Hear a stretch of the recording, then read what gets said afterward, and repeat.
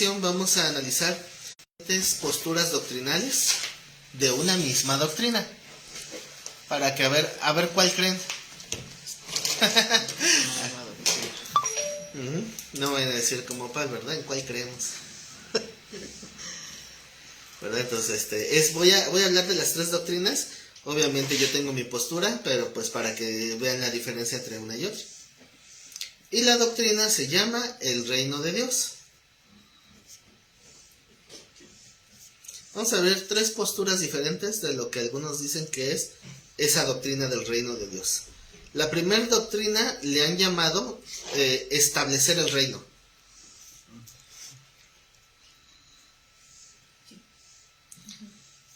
Y antes de empezar con las diferentes doctrinas, pues primero, pues díganme qué entienden por el reino de Dios. ¿Qué es el reino de Dios?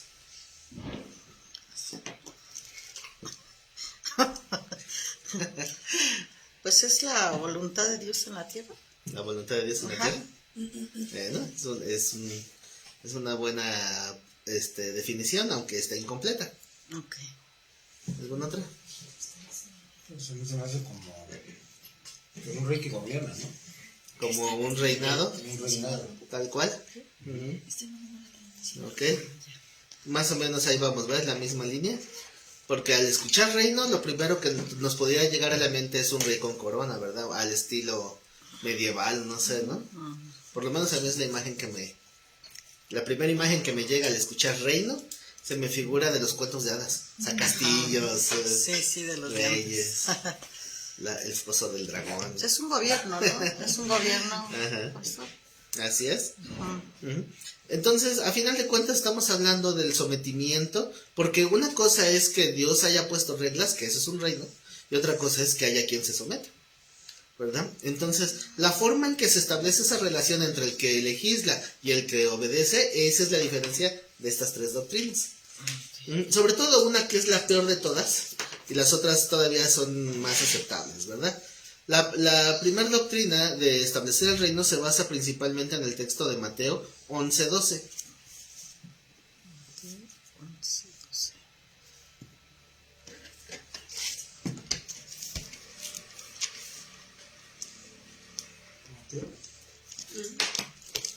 ¿Se acuerdan cuál era la predicación de Juan el Bautista? Arrepentirse. Pero ¿qué más? Es así, porque su mensaje era el arrepentimiento, pero su mensaje tenía un complemento. Y convertirse. No. Bueno, sí, Mateo 11:12. Sí, es así. Arrepentidos y convertidos. Bueno, es un texto del libro de Hechos. Ese ya no lo dijo Juan el Bautista, lo dijo Pablo. Okay. Pero Juan añadió algo más. Arrepentíos. ¿Por qué? Porque el reino se ha acercado. Entonces, ese también es un elemento clave, ¿verdad? Si el reino se ha acercado, estamos hablando de qué es lo que se acercó. Porque si hablamos de leyes, las leyes ya estaban. Era cuando pues Jesús estaba por aparecer como el Mesías, entonces, ¿no? a manifestarse como rey. Ajá. Ok, bueno, hasta ahí vamos bien. ¿Qué dice Mateo 11:12? Desde los días de Juan el Bautista hasta ahora, el reino de los cielos sufre violencia y los violentos lo arrebatan. ¿Han escuchado gente que casi siempre que van a hablar de la palabra hablan de ese texto? Sí. ¿Pero con qué intención lo hablan? ¿Cuál es la intención de estar repitiendo mucho este texto? Como si fuera el principio de su predicación o de su mensaje. ¿Hablan del diezmo y eso? No. Los violentos lo arrebatan. ¿De los que dan nuevas enseñanzas? No, más bien, esos son los que, los que dan malas enseñanzas toman esto. Ajá, sí. O sea, lo voy a preguntar desde otra forma. ¿Cómo interpretan generalmente este texto los que lo usan mucho? Porque hay un grupo de... O tal vez no los han oído, ¿verdad? También puede ser. Porque hay grupos de cristianos y iglesias enteras que así como nosotros decimos muy seguido Juan 3:16, bueno, para muchos es Mateo 11:12, porque es como que un versículo clave en su doctrina. ¿Por qué? Porque les han enseñado esta postura específica de lo que es el reino de Dios. Pero la violencia, pues si el Espíritu Santo es un espíritu de orden, o sea, como de calma, ¿no? Obviamente, Para justificar, pastor, sus loqueras que hacen luego, que bailan y hacen todo eso, los calambres, no. de los calambres. Bueno, es que bailar y los calambres son dos cosas Bueno, diferentes. también, Bueno, hay ¿no? unos que Porque cuando hay- bailan parece que están acalambrados. Ajá, y ¿verdad? es que hay unos que dan vueltas y las cabezas y así las mujeres todas así, ¿no? Bueno, yo he visto videos de iglesias y que se ven horribles, parece que les están haciendo un exorcismo o algo así. No, que les falta el exorcismo. Ah, bueno, sí. Eso no es para justificar eso, no. Nada que ver. No, Ah, no, ok. no. Entonces, No, escuchamos. es que esas iglesias generalmente son las pentecostales.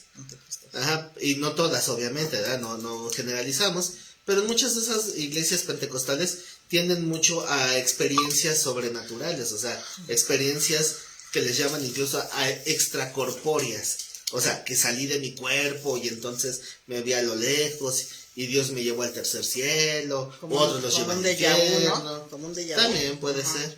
Entonces son experiencias que no tienen ninguna base bíblica. No porque Juan haya visto visión del Apocalipsis y Pablo haya sido llevado al tercer cielo, no significa que sea algo común, ¿verdad? Entonces, algunos toman ese tipo de manifestaciones y pues dentro de esas ideas medio extrañas de la supuesta unción del Espíritu Santo, pues tienen esas manifestaciones de que andan haciendo, ahí Ajá. desfiguras Sí. y que algunos se emborrachan y otros hacen como perro, otros como gato y sí, eso no, yo no creo que sea del Espíritu Santo. Ujú. Pero esta es una doctrina específica que puede o no estar dentro de esas iglesias, pero sí van de la mano en el sentido de lo arrebatados. Ajá, porque el sentido equivocado que le dan a este texto, a como lo entienden muchos de los que lo usan mal, es que, en primera, cuando dicen desde los días de Juan el Bautista hasta ahora, piensan que están hablando de 2000 años de historia, porque lo quieren aplicar al aquí y ahora. Ajá, sí. Pero esa frase de hasta ahora no se está refiriendo al día de hoy, se está refiriendo al día en que Ese se momento. escribió, Ajá. no en el día en que, no el día de hoy que lo leemos. Ok. Entonces, o es hoy, o fue hace 50 años que lo leyeron en otra iglesia, o hace 100 años que lo leyeron en otra iglesia. No, o sea, es cuando hasta el día en que se escribió. Ujú. Entonces, ahora, está hablando de ese periodo histórico que en realidad de cuánto tiempo fue. Pues en ese momento que estaba pasando. O Ajá, sea, bueno, así por porque vamos a interpretar años? correctamente. ¿Cuánto? 3 años que era cuando Jesús empezó a... Así es. Ajá. Desde los días de Juan el Bautista, obviamente es antes de que Cristo se manifestara, hasta el día de hoy era ya el último año en que Cristo iba a vivir en la tierra. Entonces, fue un promedio de 3 años. Eso es lo que está hablando. Entonces, el primer error de interpretación es que piensan que se refiere a 2000 años y no a 3 años. ¿Piensan que se refiere a qué? A 2000 años. Sí. Y no a 3 años. Por alguna extraña razón, algunos han traducido la palabra violentos como valientes. En alguna traducción la tradujeron de esa manera. Ahora, yo estuve investigando y no hay una base sólida. Estuve viendo los textos originales y no hay ninguna palabra que pueda hacer alusión a eso. O sea, cambiar violentos por valientes no. Entonces, ¿por qué lo decía? ¿Mm? O sea, le cambiaron nomás porque sí. Sí, es que hay veces que hay palabras que le dan vueltas a significados como que nada que ver, pero buscan algo que lejanamente se parezca en la definición a lo que ellos quieren y lo asocian dándole marometas a la eisegesis. Sí, exacto. Ujú. Nos ponen en los comentarios de reclamar sus bendiciones arrebatándolas. Y bueno, y esa es una parte de esa mala doctrina. Ujú. Entonces, la palabra violentos, ¿qué significa alguien violento? ¿Agresivo? Generalmente nosotros ya identificamos o relacionamos violento con agresividad, pero literalmente violento es no tener un límite o no respetar límites. Cuando alguien se sobrepasa de cualquier límite, eso se llama violentar. Incluso, por ejemplo, cuando hay una investigación policíaca y ponen la cinta amarilla, si alguien crusa, esa línea, se le dice que ha violado un espacio no permitido.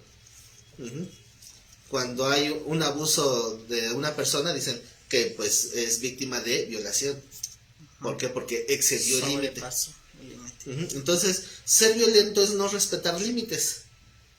Y generalmente cuando alguien pone un límite y no están dispuestos a respetar ese límite, la violencia, la agresión va ligada. Por eso es que nosotros ya lo relacionamos inmediatamente. Entonces, qué curioso que algunos piensan que Dios está mandando la violencia cuando el Señor dijo: aprendan de mí que soy manso, que la mansedumbre es lo contrario a la violencia. Dice el Señor: aprendan de mí que soy manso y humilde de corazón, ¿verdad? Y pareciera como que si fuera lo contrario aquí, de hecho es lo contrario. Entonces, ya para explicar la doctrina equivocada, esta no se la aprenda. Sí. La doctrina equivocada es que desde que Juan empezó a predicar hasta el día de hoy, 2025, el reino de los cielos ha sido violentado. ¿Por qué? Porque el diablo viene a robar, matar y destruir. Entonces, como el reino está en la tierra y ha sido violentado, nosotros tenemos que ser los valientes que arrebatan el reino y tenemos que establecer el reino en la tierra. Esa es la doctrina equivocada. Entonces, esta doctrina viene con involucrarse en cargos políticos, en tener influencia sobre la comunidad, hacer jornadas de esto y de aquello y del otro con tal de influir a la gente, un evangelismo mal enfocado. O sea, esa es la doctrina de establecer el reino. Piensan que es el tomar autoridad, o así le llaman, para decretar, declarar, y de ahí vienen un montón de prácticas que no son bíblicas. De las más comunes son los famosos ungimientos, o sea, ungimientos de lugares.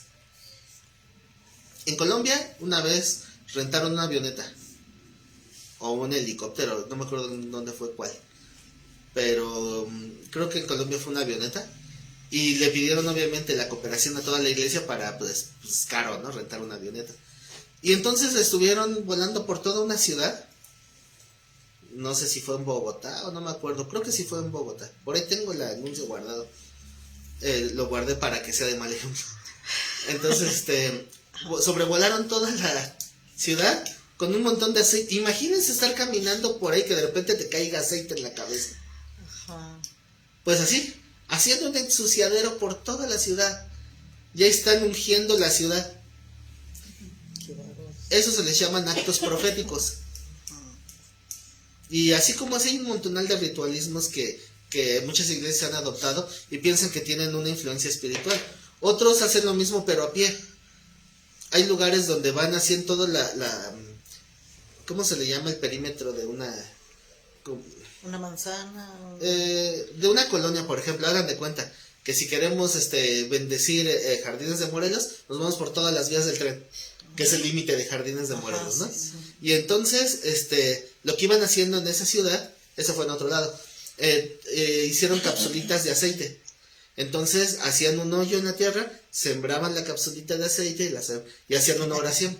Iban a otro lado, 100 metros, otra, y hacía todo alrededor como para poner una cerca espiritual, un cercado espiritual. Ah, porque también va con su respectiva oración, ¿verdad? Ponemos vallado de ángeles.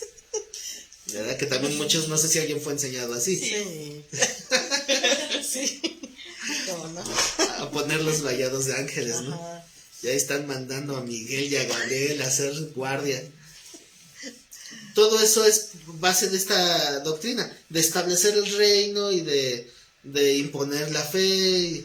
Y algunos hasta dicen, oblígalos a entrar porque así dice una parábola. Bueno, ¿creen que esa es una sana doctrina? Bueno, como esto es un instituto, y yo sé que aquí hay alumnos de instituto bíblico que han sido instruidos, preparados, pues yo sé que alguien me va a poder dar la correcta interpretación de Mateo 11:12. Ay, no. Dice, es que eso es tan fácil que voy a dejar que alguien más lo responda. Sí, usted, pastor, usted mero.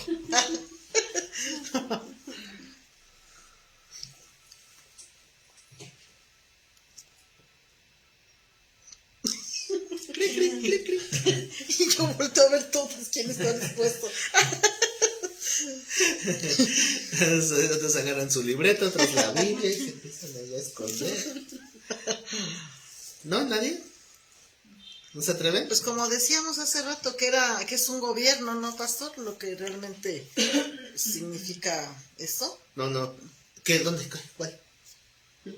¿Sí que no es el mismo? Mateo 11:12. A ver, vamos a empezar otra vez desde cero.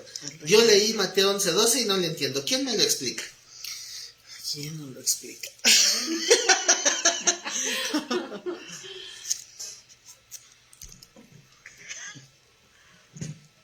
Nelly. Nelly, ¿tú estás con el maestro? Sí. ¿Cómo andaba Pedro? Sí. Pero igual que Pedro también se dormía. De repente le ganaba el sueño a Pedrito. Nos damos, como dijeron. Bueno, yo veo en ustedes 5 razones para no responder. Pero no se preocupen. Bueno, ¿no iba a animarse a explicarlo? No, porque ya tan solo dije eso y ya dijo, ¿cuál? ¿Dónde? ¿Cómo? ¿Dónde? Dije, no, ¿Cómo? voy mal. No, porque habló del reino y esa es una pequeña parte de ese texto. Ajá. O sea, no porque hable del reino, bueno, habla del reino. ¿Cuál es el reino? Ya me explicó que es un reino, pero no me he interpretado el texto. Es un gobierno, no, pastor. ¿No? ¿Sí? Adelante, sí. Bueno, pero tienen que aprendérselo. Sí, a ver, ahorita no lo aprendemos. Ya para dentro. De hecho, ya es que nos pregunte, ya lo vamos a saber. Bueno, ya después con calmita leen todo el contexto y verán que en ese momento habían llegado unos mensajeros de parte de Juan.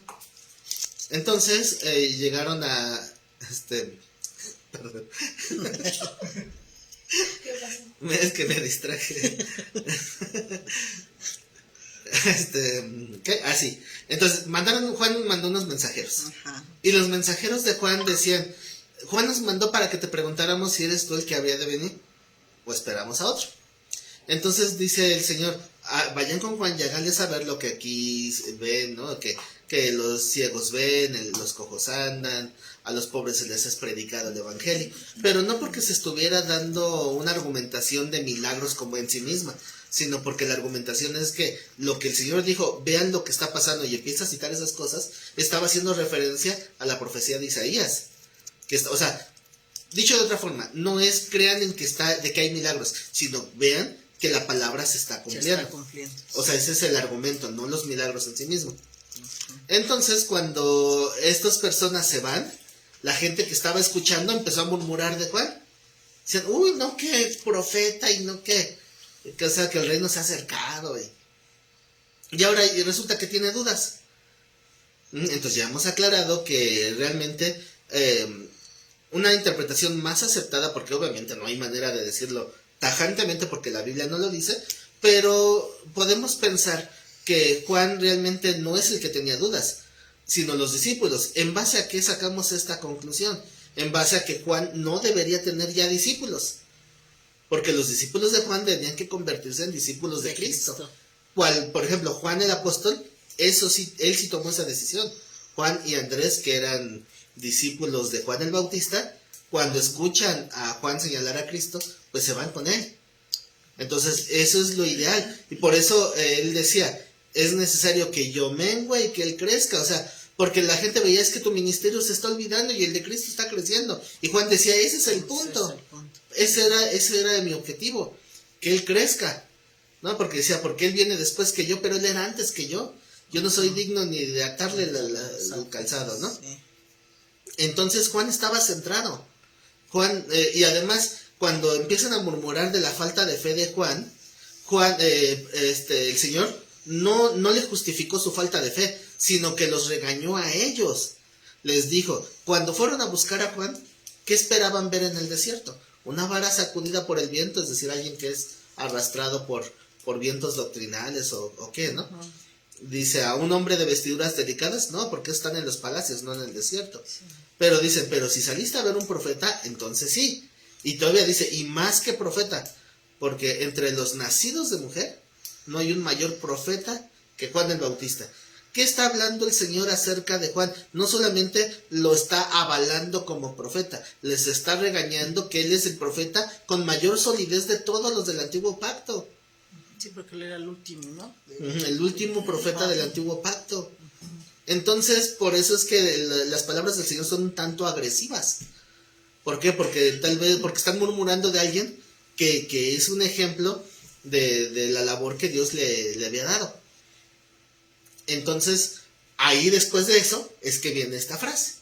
Desde los días de Juan hasta ahora, el reino sufre violencia. Ahora, ¿qué es lo que anunciaba Juan? Que el reino se ha acercado, ¿no? Entonces, el reino de Dios es como la gente está siendo preparada para someterse a la voluntad de Dios. Porque hasta ahí es donde se quedó. En que el reino es el sometimiento al... Sí, pero solamente esta pequeña parte, ¿verdad? Entonces, ¿qué enseñaba Juan? Preparaba el camino para que siguieran aquel que es el verdadero rey de este mundo, ¿no? Que es Cristo. ¿Vamos bien hasta ahí? Sí. ¿Con quién tuvo conflicto Cristo todo el ministerio terrenal? Con los fariseos. ¿Cuál era la labor supuestamente de los fariseos? Enseñar. Enseñar acerca de las leyes de Dios, es decir, el reino. Sí. Y se acuerdan que una vez dijo el Señor a los fariseos, dice, ustedes ni entran en el reino, ni dejan entrar a los que van entrando. Y también otro texto dice, ustedes cruzan cielo, mar y tierra para ganar un prosélito, es decir, convertir a un gentil a su fe. Y cuando lo convierten, lo hacen más merecedor del infierno. Entonces, cuando vemos ese contexto, tiene otro sentido esto. Desde los días de Juan hasta ese momento, el reino de los cielos está siendo violentado. ¿Pero quiénes son los violentos? Pues los fariseos, los que no dejan, ni entran ni dejan de entrar. Y, o sea, con sus malas doctrinas, ¿no? Que les enseñan. Así es. Entonces dice, y los violentos, que ya quedamos que son los fariseos, lo arrebatan. ¿Por qué? Porque imagínense que Cristo pasa predicando por una aldea. Y después de que se va de esa aldea, llegan los fariseos locales, dicen, no le crean. ¿Qué hicieron? Arrebataron el reino. Sí. Entonces tiene otro sentido, ¿no? ¿Quiénes son los que arrebatan el reino? Los fariseos. Uh-huh. Entonces, en conclusión de esta primera doctrina, no se trata de que la iglesia imponga que el mundo entero esté siendo gobernado por Cristo. ¿Por qué? Porque a final de cuentas, cuando el Señor estuvo físicamente caminando en este mundo, Él nunca obligó a nadie. ¿Se acuerdan que una vez, cuando multiplicó los peces y los panes, cuál era la mentalidad de la gente después de recoger el montón de cestas de sobras? ¿Cuál era la qué, perdón? La mentalidad de toda esa gente, de esos 5,000, que eran más, ¿no? Pero de esas 5,000 personas que dice la Biblia, que estuvieron cuando recogieron las cestas, que había un montón de sobras de la multiplicación de los peces y los panes. Seguirlo porque les daba de comer. Ajá. Conveniencia. Y luego, ¿cuál era su siguiente paso? Hacerlo rey. Así es. Entonces, dice la palabra que cuando vieron que con él precisamente no les iba a faltar nada, pues vamos ahorita y lo imponemos como rey. Nos conviene, pues no tenemos que trabajar. Qué bonito reinado, ¿no? Estar todo el día acostado en el pasto escuchando predicaciones y el Señor multiplica la comida. No, pues así cualquiera. Entonces, el Señor lo que hizo fue escaparse. Literalmente se les escapó. Se escabulló. Y vieron que los discípulos se fueron en una barca, pero a Jesús no lo vieron. Entonces no lo pudieron seguir. Esa noche es cuando el Señor se les manifiesta caminando sobre el agua, en la tormenta. Pero al día siguiente todo el montón de gente tragona dice, ¿dónde está el Señor? Y alguien dice, llega con el chisme, está del otro lado del mar de Galilea. Vamos, y ahí van toda la bola, ¿no? Y todavía llegan con palabras medio lisonjeras que dicen, maestro, no vimos cuándo viniste para acá. Y le dice, ustedes me siguen por dragones. Y se ofendieron, ¿no? Ah, pues nos vamos. ¿Y qué hizo el Señor? Cuando dijeron, nos vamos, ¿qué hizo el Señor? Nada. Pues nada, los dejó ir. Ajá, no. Lo cual, esa decisión de dejarlos ir y el huir cuando sabía que lo querían poner por rey, va en contra de esa doctrina de establecer el reino. ¿Por qué? Porque no era el momento de establecer el reino literal, un reino de gobierno político. Eso es lo que no era. Entonces, ahí está la confirmación. O sea, que esa doctrina, esa primera doctrina de establecer el reino, tache. Y vamos con la segunda doctrina. Aquí ya se pone un poquito más difícil el asunto porque esta doctrina, la cual yo no comparto, sí la comparten algunas personas que tienen mucha fama. Como por ejemplo Miguel Núñez, Sujei Michelén. ¿La comparte? Uh-huh. Caray. Así que si ya no los vuelvo a ver aquí, ya sé por qué fue. Pero también escuchen argumentos, no nada más. No se dejen apantallar porque predicadores de mucha fama lo aceptan esta doctrina. Ya saben que siempre los teólogos les encanta las etiquetas, les encanta. O eres calvinista, o eres arminiano, que si es dispensacionalista, o del pacto, siempre les gustan etiquetas denominacionales. Entonces, esta doctrina es parte de esta división de teología del pacto y teología dispensacional, que últimamente la hemos hablado los sábados. Entonces, ¿sí saben de qué estoy hablando? ¿Cuál es la teología del pacto y la dispensacional? Sí. ¿Sí? O sea, que la pueden explicar. Le entendemos. Usted es muy profundo, pastor. Algo sencillo. ¿La teología del pacto no es la de la sangre? ¿Cuál sangre? Bueno, la sangre de que somos salvos por la sangre de Cristo. Ajá. ¿Sí? Es la del pacto. Esa es la del pacto y la dispensacional. Son las de las etapas, ¿no? ¿Sí? Pero, las etapas. pero explíqueme un poquito. ¡Ay! Si es eso, nada más explíquelo. Nada más así, más o menos lo que se acuerde, ¿no? No le estoy diciendo fechas, cuándo, dónde. Ay, no. No me estoy poniendo de así Tan exigente, tan diga. exigente, sí. No sé cómo decirle. ¿No? Pero sí sé de está hablando de las dispensaciones, de las etapas del mundo, ¿no? Bueno, de la historia de la humanidad. Sí, exacto. Bueno, la teología dispensacional es la que han separado la historia, el plan de Dios para la historia humana en 7 etapas. Bueno, la dispensacional más común es de 7 etapas. Hay diferentes modelos dispensacionales. Hay una de 8, ¿no? Hay de 8, hay de 4 y hay de 3. Ah, sí, también de 4. Uh-huh. No.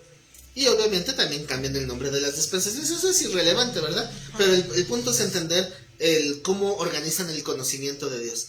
O sea, el conocimiento teológico. Y algunos dicen que hay ciertas cosas, actuar de Dios, que se ha vuelto cíclico. Es decir, se acaba y vuelve a iniciar. Que es que Dios levanta un pacto con alguien que está representando al pueblo o a la humanidad incluso. Y se le da una orden, que es el pacto. Se le da una señal de que Dios está formando parte de ese pacto. Después, como suele pasar, hay una desobediencia del ser humano y viene su juicio. Y cuando viene el juicio, volvemos a empezar. Esa es la base de la teología dispensacional. Los de la teología del pacto que dicen que no son pactos, es un pacto, el de Cristo. Entonces, ellos ven como que si fuera como que si cada pacto hubiera sido un error de Dios. Y por eso rechazan el dispensacionalismo. No, pues está mal la del pacto. Es que las dos están mal. Y las dos están bien. Porque es que eso es lo malo de las etiquetas. Cuando uno dice, yo adopto esta, adopta sus errores y sus aciertos. Sí, y por eso está mal. Por eso yo no trato de poner nunca una etiqueta. Ahora, si me dicen, por ejemplo, una vez escuché a Juan Manuel Vaz decir, es que otros dicen que no tienen etiquetas, pero es por ignorantes. Y yo dije, ¿qué me está hablando? Es que él, según su idea de él, si tú eres, bueno, él lo hablaba respecto a calvinismo y arminianismo. ¿Crees que la salvación se pierde? Sí, creo que se pierde. Entonces eres arminiano. No creo que no se pierde. Entonces eres calvinista. Así de cuadrado. Y eso no está bien, ¿verdad? Porque no es que adoptes una u otra, ¿no? Entonces, si a mí me dicen, ¿crees que la salvación se pierde? Yo creo que la salvación no se pierde.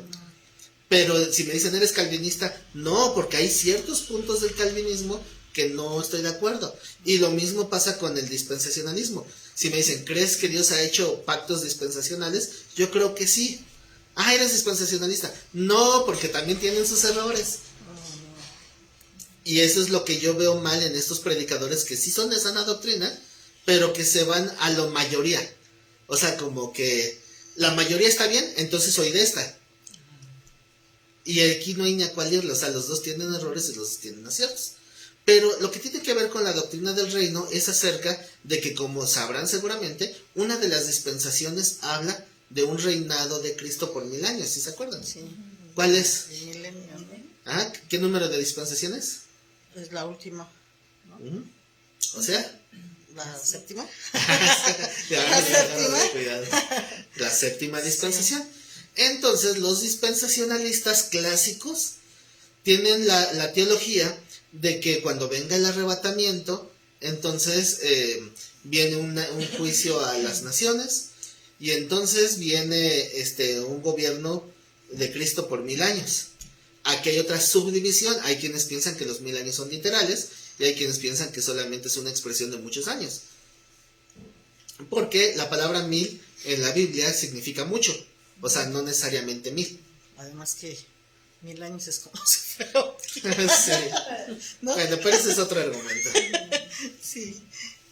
Entonces, en el dispensacionalismo dicen que es así, pero en el dispensacionalismo también se habla de lo que algunos llaman el rapto secreto. Y ahí es donde algunas personas como estas que les comento, de Sugel y Miguel Núñez principalmente, incluso Paul Washer creo que también, no estoy muy seguro. ¿Están de acuerdo? Dicen, es que no existe eso del rapto secreto. Eso no existe. Y no existe un milenio. O sea, cuando Cristo venga ya es para estar en la eternidad, no hay otra etapa de 1000 años. Entonces, a estos, dentro de lo que es la teología del pacto, también hay una postura que se llama amilenialista, que quiere decir que no creen en el milenio de Cristo. Bueno, ese es apenas el argumento alrededor. Entonces, les voy a dar una de sus bases doctrinales. Mateo 12, a partir del 22. ¿Ya les dije cómo se llama esta doctrina? No. El reino inaugurado.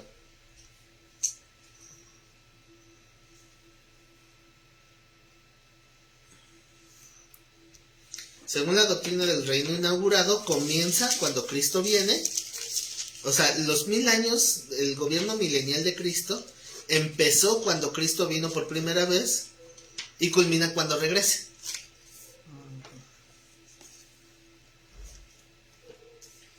Comienza cuando Cristo viene. Cuando vino, pasado. O sea, ya comenzó. Dicho de otra manera, para los amilenialistas el reino se inauguró cuando vino Cristo, porque vino a establecer su reino. Y termina cuando regresa la segunda vez. O sea, termina de consumarse el gobierno milenial y luego ya no se le llama así, pero obviamente va a seguir reinando. ¿Qué cita bíblica? ¿Cuál? Mateo 12, 22. ¿Ya tienen el texto? Sí, Mateo 12. Mateo 12, 22 dice, entonces fue traído a él un endemoniado ciego y mudo y le sanó, de tal manera que el ciego y mudo veía y hablaba. Digo, por si había dudas, ¿verdad? Y toda la gente estaba atónita y decía, ¿será este aquel hijo de David? Cuando dice aquel hijo de David, obviamente hace referencia a que ellos habían sido enseñados a que un descendiente de David iba a retomar el trono del rey David. Por eso hay muchas expresiones que le dicen así, ¿no? Hijo de David. Y por eso decían, aquel hijo de David, porque descendientes de David había muchos. Pero cuando hablan de aquel se refieren obviamente a uno que sobresale. Y pues de acuerdo a la cultura nos damos cuenta que se refieren al Mesías. Toda la gente estaba atónita y decía, ¿será este aquel hijo de David?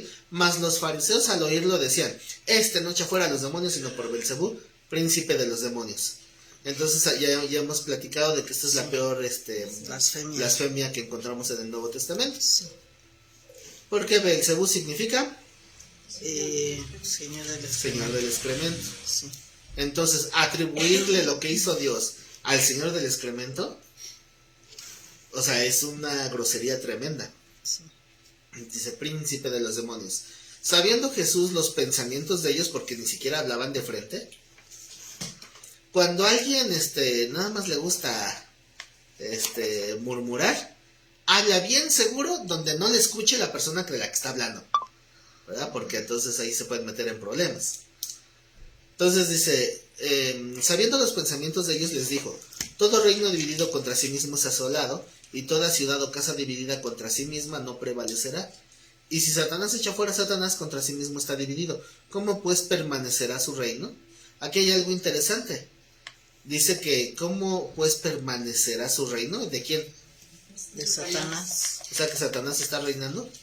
Sí. Se da por sentado que sí, ¿no? Ajá. ¿Cuándo empezó a reinar? Cuando fue echado, ¿no?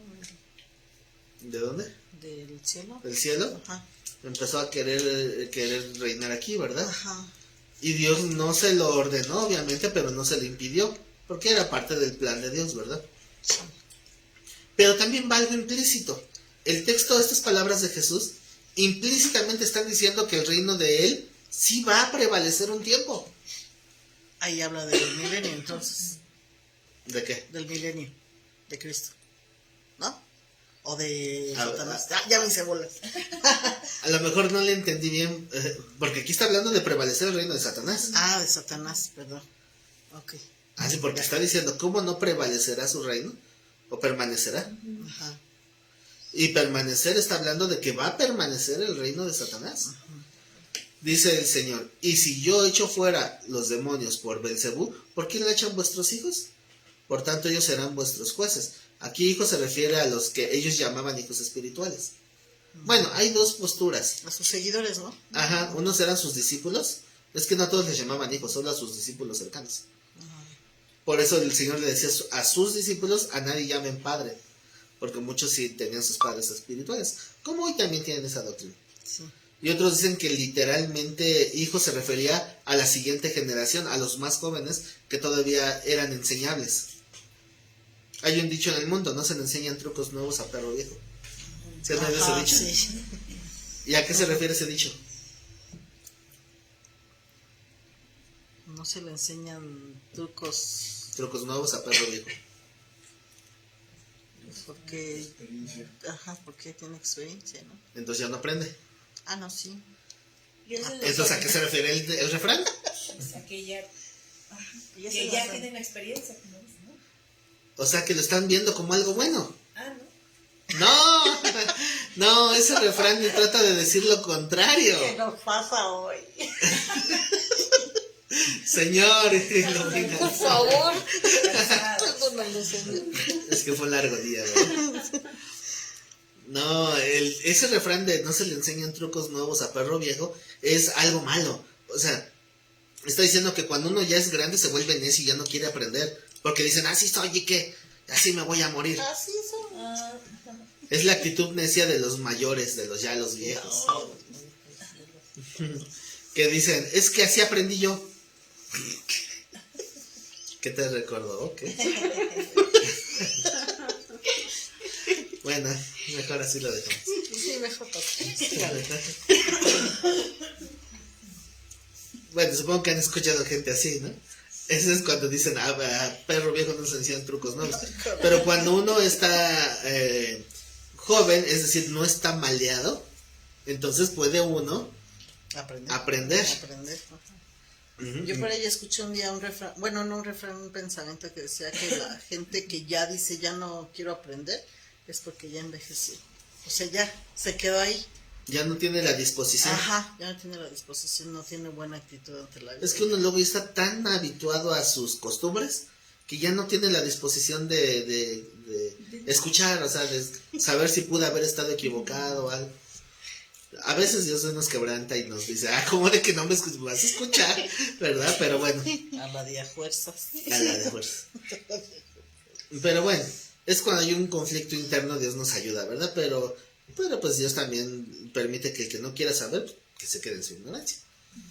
Entonces, a eso también le llaman aquí a sus hijos. ¿Quiénes son sus hijos? La siguiente generación. O sea, los que son más jóvenes y que sí están dispuestos a escuchar a Cristo. ¿Por qué cuando pasa esto de que el Señor sana al enchamucado? Y algunos se preguntan, ¿será el hijo de David? O sea, ¿será el Mesías? Eso es una disposición a aprender. Pero los fariseos hablaron a lo menso, o sea, nada más por su indignación.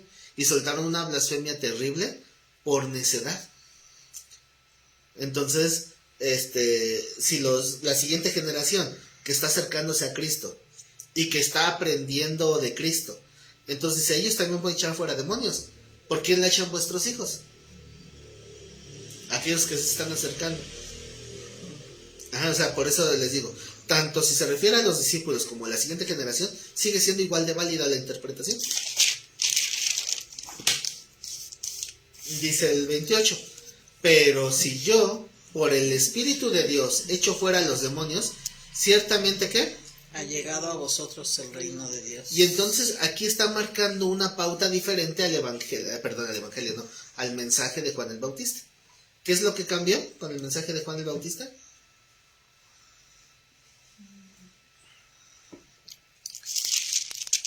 El texto, me preguntan en internet, es Mateo 12:28.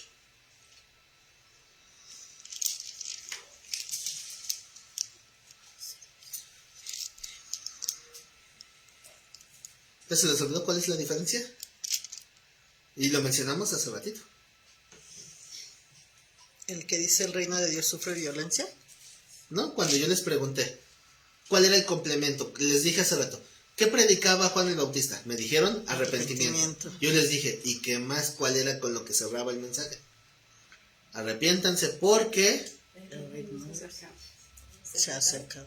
¿cuál es la diferencia con lo que dijo Cristo en este texto? Que llegó.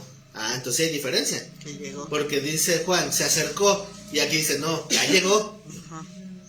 Esa es una de esas bases que usan aquellos predicadores que tienen la doctrina del reino inaugurado. Sí. Porque está diciendo, pues ya Sí. estamos bajo el reino de Dios. Ajá. Porque ahí, en primera ahí lo está diciendo. Y en segunda, porque nosotros estamos en obediencia, hablando de la iglesia. Entonces, que otras personas no se quieran someter es independiente a que el reino ya está. Porque la guianza del Espíritu ya está, los mandamientos de Dios ya están. O sea, ¿qué falta?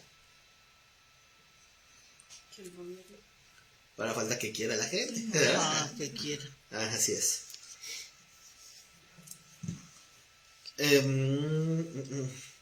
Y para rematar, ¿qué dice el versículo 30? El que no es conmigo, contra mí es. El que conmigo no recoge, desparrama. A ver, ¿quién me puede explicar ese texto?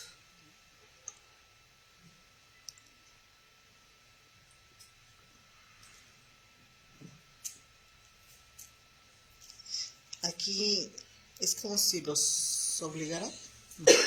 No. Porque dice, el que no es conmigo, es contra mí. O sea, el que no está de acuerdo con él, ¿no? Es contra él. Uh-huh. Y el que conmigo no recoge, desparrama. O sea, viene siendo casi lo mismo de la primera línea, ¿no? ¿La primera parte del versículo? Ajá. Sí, pero es un énfasis que tiene un detalle diferente. La primera parte dice, el que no es conmigo, contra mí es. O sea, es algo muy tajante, Sí, de que exacto. no hay puntos medios, ¿no? Es tajante. De que o eres, estás de mi lado o estás en mi contra. Ajá. Aquí no hay esos que dicen, es que yo estoy en medio, yo respeto, soy como dicen, simpatizante. No, es que o estás o no estás. Es como si fueran los que no están de acuerdo como los anticristos. Sí, pues, prácticamente, ¿no? Ajá. Ahora, en el contexto de lo que acabamos de leer, ¿quiénes son de los que están ahí en esa plática de que ocurrió ahí? ¿Quiénes serán los que le aplique eso, los que no están conmigo? Pues son a los fariseos, ¿no? Los fariseos. Ajá. ¿Pero qué estaban haciendo ellos? O sea, me refiero, ¿cuál era la labor fariseica? Vaya. Lo estaban ofendiendo prácticamente cuando le estaban diciendo. Ah, bueno, en ese momento ofendieron, pero por eso me digo, ¿cuál es la labor o el trabajo regular, normal de un fariseo? Hagan de cuenta que estamos viviendo en esa cultura, en esa época. Y entonces yo soy extranjero y dicen, ¿hay un fariseo? Ah, ¿qué es eso? ¿Qué es un fariseo? Un maestro, ¿no? Un maestro. ¿De qué? De la palabra de Dios. ¿Y cuál es su labor? ¿Nada más enseñarme Biblia? Sí, nada más. Bueno, es que muchos de los fariseos eran rabinos, pero en sí su labor era, pues, era esa instrucción de, no como de enseñanza, porque eso era la escuela, o sea, la escuela es la Biblia para ellos. Entonces eran el ejemplo, ¿no? Tenían que ser guía espiritual, o sea, una guianza espiritual, llevarlos a la comunión. Ujú. Podríamos decir que su labor era guiar al pueblo a la espiritualidad. ¿Se acuerdan de esa profecía de que decía, dice, ay, de los pastores que se apacientan a sí mismos? Ujú.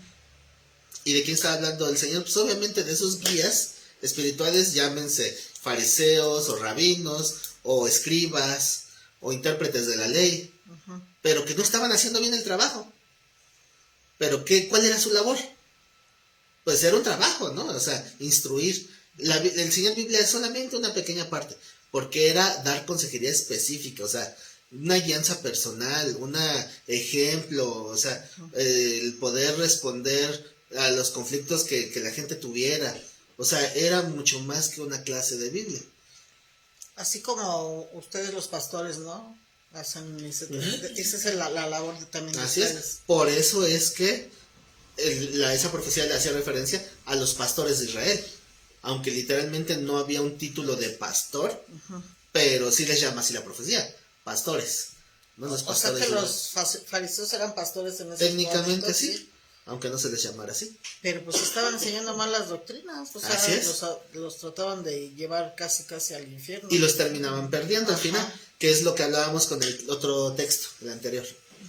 Pero ¿por qué lo menciono ahorita? Porque esto me ayuda a entender la metáfora que está utilizando el Señor con que la segunda parte donde dice, el que conmigo no recoge.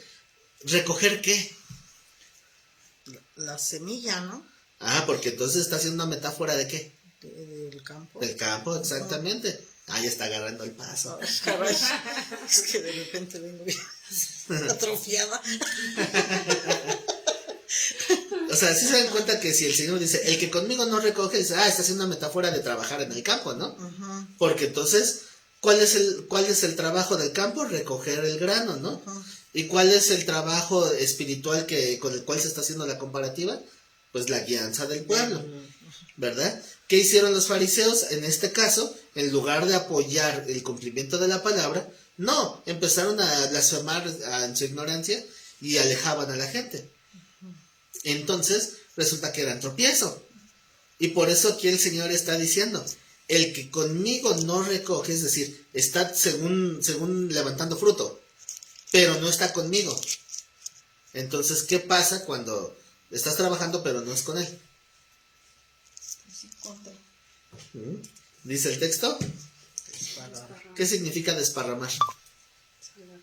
La regó. No puede haber traducción más literal. El que conmigo no trabaja, la riega. Pues sí, ¿verdad? Entonces cae la riega. Ahora, ¿cuál era la manera correcta de recoger el grano? Era el trigo, ¿no? ¿O no? Pero ¿cómo se levantaba el grano? O sea, para recoger el puro grano ya fuera de la paja. ¿Volviendo? ¿Qué más? O sea, descríbeme la labor completa. Pues primero se veía que la rama estuviera como que más de ladito, ¿no? No, eso es cuando comparamos trigo y cizaña. Entonces, pues con algún traste o alguna cesta o algo así, ¿no? Bueno, a esa expresión, como yo la escucho, está deduciendo. No se hacían nada. Como que esa respuesta viene de su lógica.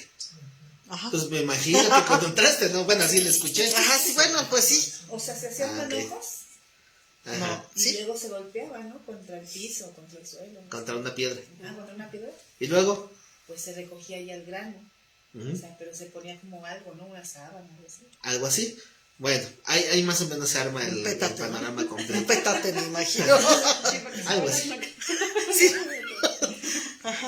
Entonces, la forma correcta era pasar la hoz, para cortar todas las espigas. Y cuando ya todo estaba en el suelo, se hacían atados. O sea, se juntaban y se hacían atados.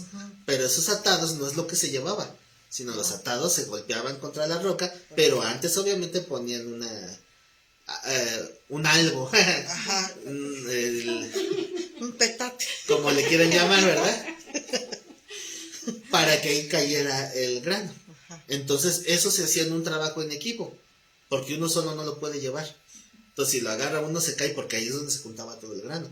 Tenían que ser 2, 4, hasta 6 personas para levantar el grano y llevarlo al granero, porque ya era de estar golpeando. Y también la paja se ataba y también se echaba al fuego.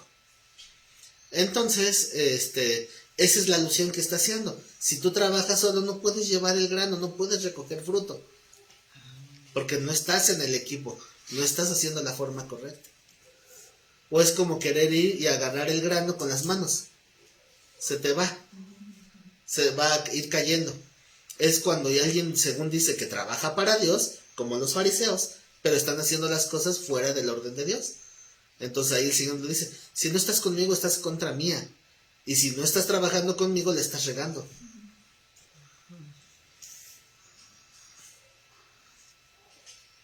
¿Vamos bien? ¿Esta doctrina se les hace más correcta?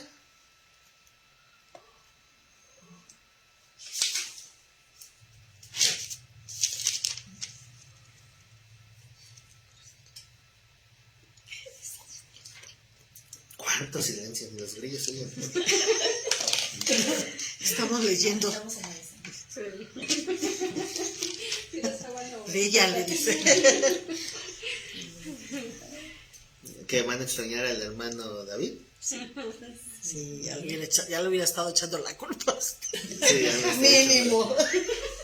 El pastor tiene la culpa. Hermano, lo extrañamos.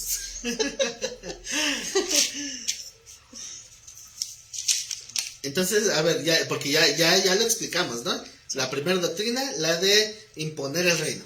La segunda doctrina, del reino inaugurado. ¿Cuál está mejor? Tiene mejor lógica la segunda. La segunda tiene Ajá, más coherencia. Sí. ¿Creen que es correcta? A ver, nos falta la tercera y ya le decimos. Ya decidimos esa pregunta hasta el último, pastor. Bueno, vamos a la tercera, que es la del reino milenial. ¿Cómo se llama la primera? El reino de Dios. Tercera doctrina. Reino milenial. Y eso lo vamos a, ese es donde vamos a leer, ¿eh? Es Lucas 19.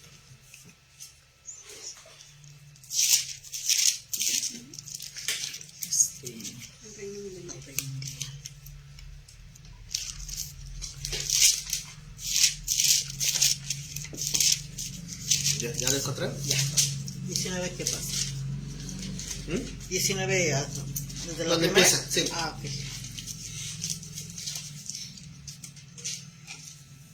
Lucas 19:1 dice: habiendo entrado Jesús en Jericó, iba pasando por la ciudad, y sucedió que un varón llamado Zaqueo, que era jefe de los publicanos y rico, también, sí, ya no he oído hablar de Zaqueo, ¿verdad? Sí. ¿Cuáles eran las características que tenía Zaqueo? Que era Física, chaparrito. sí, chaparrito. Ajá. Ajá. Y obviamente le acabamos de leer que no solamente era publicano, sino Rico. que era rico, pero jefe. Ajá. O sea, no solamente era publicano, era jefe de los publicanos y rico. Dice, procuraba ver quién era Jesús, pero no podía a causa de la multitud, pues era pequeño de estatura. Entonces, ¿qué es lo que hace? Pues se adelanta, dice el 4, corriendo adelante, subió a un árbol sicómoro para verle. El sicómoro es un árbol que crece más hacia los lados, o sea, no está tan alto. Entonces sí podía treparse rápido. Para verle. Porque había de pasar por ahí, entonces se adelantó, dijo, yo lo tengo que ver. No sé quién es, pero necesito ver quién es, ¿no? Entonces se adelantó al paso, se trepó al árbol y desde ahí estaba viendo. Nada más que no se imaginaba lo que venía, ¿verdad? Cuando llegó Jesús a aquel lugar, mirando hacia arriba, le vio y le dijo, Zaqueo, apúrate, baja, desciende, porque hoy es necesario que pose yo en tu casa. Sí, es raro, ¿no? Que él solito se invite. Pero pues, obviamente Zaqueo también se impresiona de entrada, porque él era una persona que tenía valor social por el valor que Roma le dio. Ajá, por el puesto que tenía, ¿no? Ajá, porque era jefe de publicanos. Sí. O sea, ¿quién se iba a atrever a menospreciar al chaparrito si es el mero patrón de los publicanos? Sí. Entonces, socialmente tenía un reconocimiento, pero políticamente, pero entre el pueblo, si nadie sabe su oficio, pues es una persona menospreciable. ¿Por qué? Porque era una persona chaparrita. Y digo menospreciable porque si ahorita hay discriminaciones por rasgos físicos, antes era peor. Sí. Pero también es porque muchos no les caían bien los publicanos. Bueno, Ah, claro, porque los publicanos eran odiados. eran como traicioneros de la... Sí, de la patria. Sí. Sí, pero hablo entre romanos. Ah, O sea, él tenía cierto reconocimiento, ¿no? Pero sí, obviamente los de su pueblo pues lo iban a menospreciar por ser publicano. Pero el Señor le da un cierto valor, primeramente al reconocerlo. Le llama por su nombre. Y le dice que va a pasar a posar en su casa. Lo cual pues es un privilegio cuando reconoce a la persona como superior a ti. Dice entonces, él descendió a prisa y lo recibió gozoso. Digo, por si había alguna duda, la escritura nos aclara que él estaba feliz de recibirle. ¿Por qué? Porque veía que sí era alguien que pues, a quien veía como superior. ¿Se acuerdan que una vez se menciona a un tal Simón, pero no el mago, no Pedro, no otro Simón, que era un fariseo, y que lo invitó a cenar, donde entró la mujer ahí a espaldas y le lloraba, Ah, sí. y que decía ese fariseo, No si conozco. supiera qué clase de mujer fuera esta, ¿no? Sí. Y terminó más quemado él. Pero ¿por qué lo invitó ese Simón a comer? Porque era una persona que era famosa, Cristo. O sea, Jesús tenía fama. Ah, Y por eso lo invitó. Él quería hacerse ahora de fama, Sí. ¿no? Ajá, a costa de Jesús. Ajá, así es. Por eso lo había invitado. Pero aquí vemos una actitud totalmente diferente. Zaqueo lo recibe con gozo. Dice, al ver esto, o sea, al ver que Jesús entraba en la casa de un publicano, Ajá. todos murmuraban, diciendo que había entrado a posar con un hombre pecador, porque la doctrina de los rabinos y los fariseos es que no podían compartir la mesa con alguien que estuviera señalado como pecador, y pues los publicanos tenían esa etiqueta. Sí, pues sí. Entonces luego empezaron a murmurar, uy, se juntó con un pecador, ha de ser igual, ¿no? Y cosas así. Ahora, sabemos que esto no tiene mayor relevancia porque al Señor no le importó. Versículo 8. Entonces Zaqueo, puesto en pie, dijo al Señor, he aquí, Señor, la mitad de mis bienes doy a los pobres, y si en algo he defraudado a alguno, se lo devuelvo cuadruplicado. ¿Quién le dijo que hiciera esto? Eso estaba en la ley. Nadie. Lo del devolver cuadruplicado, sí, cuando había robo. O sea, en Levítico dice que si uno ha robado y tiene que restituirlo por 4, Sí. pero nadie se lo pidió a él. Sí, él lo hizo solo por voluntad. Ujú, O sea, eso se vio confrontado con Jesús luego, ¿no? sí, Ajá. pero él estaba con gozo, o sea, él no Sí. estaba recibiéndolo con condenación. O sea, algo ya Dios había tratado con él, para que cuando recibió a Jesús, él dice, esta es mi oportunidad de, pues, verdaderamente limpiar mi vida. Ajá. Entonces ahí es donde dice, ahora es cuando. Señor, lo que tengo se lo doy a los pobres, y si le robé a alguno, se lo devuelvo por 4. O sea que estaba por quedarse en la ruina, ¿verdad? De por sí tenían fama de ladrones. Sí. Pero el Señor no tuvo que decirle nada. Él solito ya estaba en esa necesidad. Y así pasa muchas veces, cuando alguien ya está en la necesidad de Dios y se acerca la oportunidad, no necesitan que tienes que invitarlo a que haga la oración de fe. Nada, simplemente preséntale a Cristo, y si él está en esa necesidad, va a decir, esta es mi cuerda de rescate, de aquí me agarro. Sí, exactamente. Ujú. Entonces, dice, si alguno ha defraudado, se lo devuelvo cuadruplicado. 9. Jesús le dijo, hoy ha venido la salvación a esta casa, por cuanto él también es hijo de Abraham. Es decir, al decir hijo de Abraham se refiere a merecedor de la promesa. O sea, él también tiene la oportunidad de recibir la misma promesa de Abraham, de ser bendito, ¿no? ¿Por qué? Porque también es de la familia. Es el primo incómodo, si lo quieren ver así, ¿no? Ajá. O el hermano oveja negra. Pero él lo está diciendo, o sea, porque conoce las murmuraciones que andaban allá afuera, ¿verdad? Entonces, ay, es un pecador. Sí, pero también es de tu familia, no te hagas. Sí, será la ovejita negra, pero también es merecedor de la promesa de Abraham. Digo, merecedor así entre comillas, porque no es merecer, sino se refiere a que si Dios le dio la promesa a Abraham y a su descendencia, también lo incluye. Claro. Y más cuando Dios ya había, bueno, Jesús ahí ya había visto su interior, ¿no? Sí, porque él lo estaba expresando solito. Ajá. A algunos se les exhorta y a veces pelean y pelean. Pero en el caso de él solito, ¿verdad? No le tuvo que decir al Señor, oye, Zaqueo, ¿has considerado qué vida estás llevando? Que dijera Zaqueo, sí, soy de lo peor. No, o sea, ni necesidad de exhortarle. Y por eso el Señor dice públicamente que la salvación, hablando del mensaje, pues ha llegado a esa casa. ¿Ah? Y aclara en el 10, porque el Hijo del Hombre vino a buscar y salvar a lo que se había perdido. ¿Qué caso tiene que venga Cristo a hablarle a los santitos, verdad? Porque al final ninguno. Pero era para que también los demás bajaran la guardia. Ahora, toda esta historia no es el tema del reino. Este es el contexto para entender. Todo esto es puro contexto. En sí el objetivo no es hablar de Zaqueo ni de lo que pasó en su casa. Pero esto que pasó en la casa de Zaqueo propició las siguientes palabras de Jesús. Y es por eso es importante saberlo como contexto. Porque dice en el 11, oyendo ellos estas cosas, prosiguió Jesús y dijo una parábola. Por cuanto estaba cerca de Jerusalén. Fíjense, este texto, el 11, es importante para interpretar. Primer punto, que tiene que ver con lo que pasó con Zaqueo. Punto número 2, estaba cerca de Jerusalén. ¿Y qué pasaba que estuviera cerca de Jerusalén? Ahí lo dice. Y ellos pensaban que el reino de Dios se manifestaría inmediatamente. Entonces la pregunta sería, ¿ah, que no? ¿No sería esta una respuesta para los de la doctrina anterior? ¿No según el reino ya se inauguró? Ajá. Entonces, ¿por qué el Señor se ve motivado a dar una explicación para quitarles la idea de que el reino se iba a manifestar inmediatamente? Cuando él llegara, o cómo, sí, ¿no? Cuando Jesús... Cuando llegara ya a Jerusalén. Ajá. Porque el Señor dijo, esta es mi última vuelta a Jerusalén. Y ellos malinterpretaron pensando, va a Jerusalén, su última vuelta porque se va a quedar ahí a reinar. No, es la última vuelta porque lo van a matar.